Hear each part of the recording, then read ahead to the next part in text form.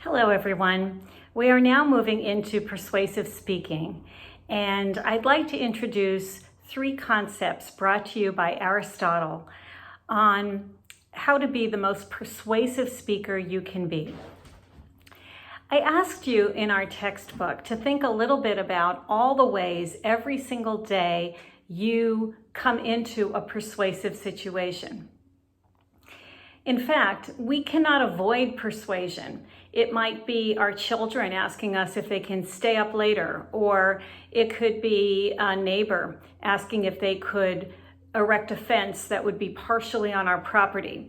Every single day, we cannot avoid the fact that persuasion is going to happen. Now, as you know, in the beginning of your speech, I've been asking you all semester to remember to establish your credibility. And in fact, this idea of establishing your credibility is one of the most firm beliefs that Aristotle had about credibility and persuasion. He called it ethos.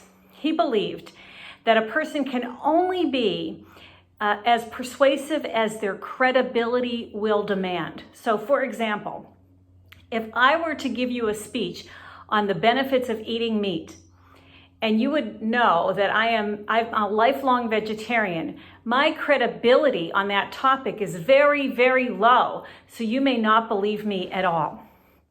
And so, as you begin to choose your persuasive speeches, one of your goals is to think about what is it that you are most credible about? What could you speak about credibly? Now, remember that research counts too, so you're going to add to your credibility with a good dose of research for your topic, but you need to choose a topic that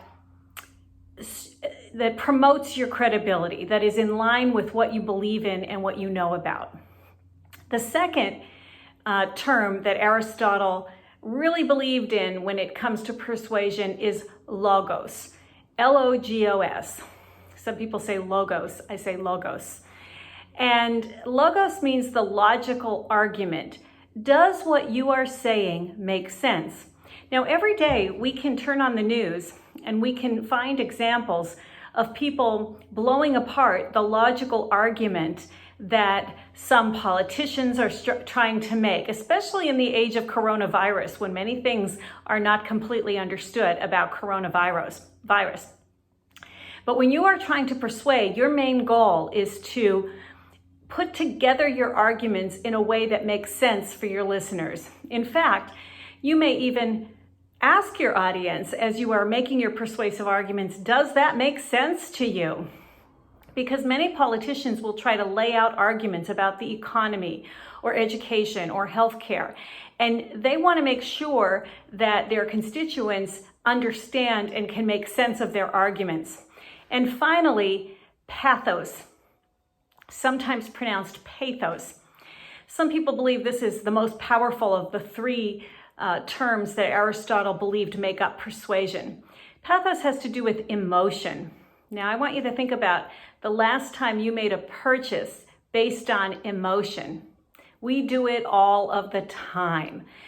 Maybe it's something that we think will make our lives easier, or make us feel younger or more attractive or smarter or richer. But this is certainly the way that advertisers try to get us to buy things. Volvo tries to convince us that their car is the safest.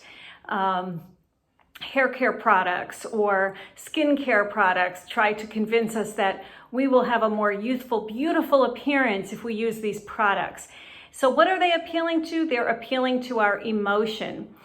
Just last night, I was watching television and I saw a commercial for a vaccine for children that will guard against cancer.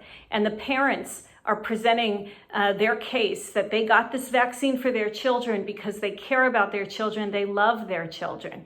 And so this idea that if you care about your children the way I care about my children, you too will get this vaccine.